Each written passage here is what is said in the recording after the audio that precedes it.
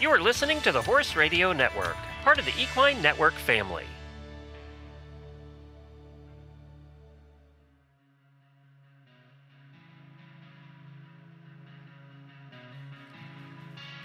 Welcome to the Rides Winning Insights, Horse and Rider's mini-sode series where we share audio lessons from Horse and Rider On Demand trusted Western professionals.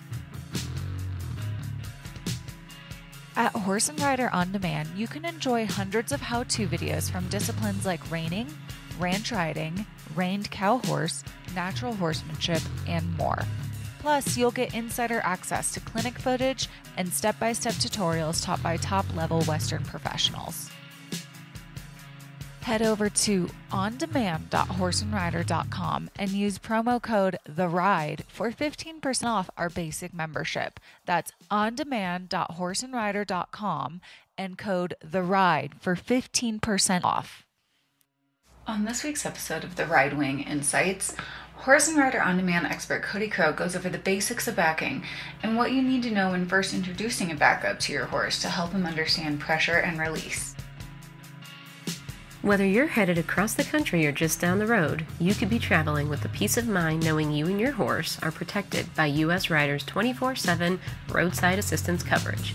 From lockouts and jump starts to towing and stabling, veterinarian and farrier referrals, U.S. Rider ensures a breakdown won't leave you stranded. Join today and save 15% with the code USRHR at usrider.org.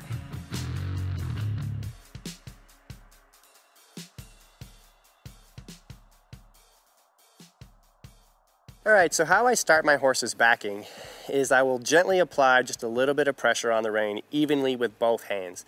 And I'm just going to set here square in the middle. I'm going to bring both feet off and I'm just going to gently pull. And when I feel that horse take a step back or even just rock back and act like he's going to step backwards, I immediately release the pressure.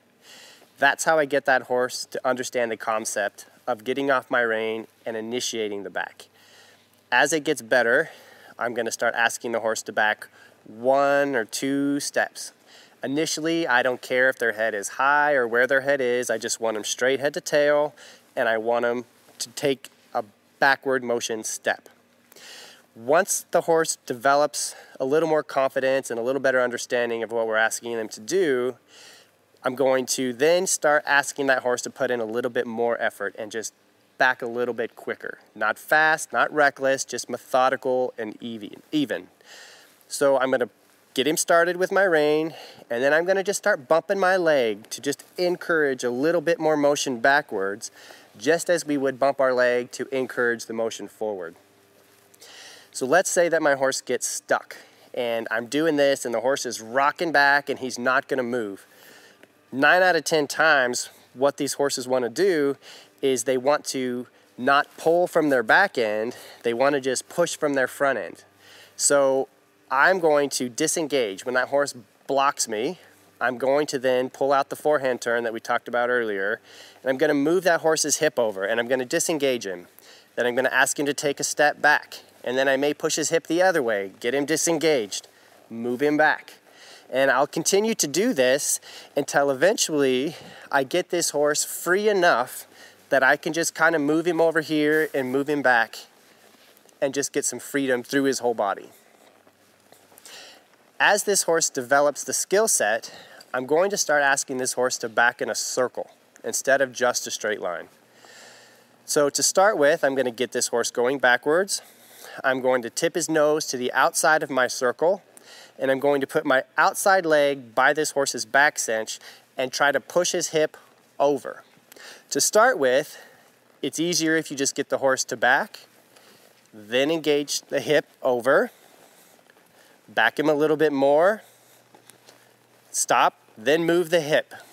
When my horse has shown me that he can do that, I'm going to try to put it all together and continue it, or put it in a continuous motion. So I'm going to back, push that hip over, and see if I can just kind of back him around that corner, just a little. Then I'm going to release the pressure. So yep, that was the right answer. Then I'll back, push him over, and then keep that nose to the outside and just see if I can eventually, over several weeks or so, get him to stay in a circle. Then as that progresses, I'll try to get my horse to do it more or less straight head to tail.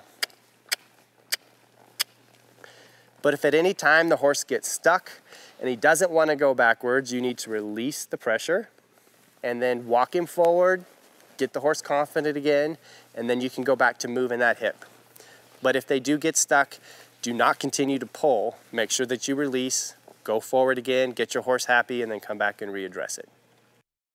From lockouts and jump starts to towing and stabling, veterinarian and farrier referrals, US Rider ensures a breakdown won't leave you stranded. Join today and save 15% with the code USRHR at usrider.org.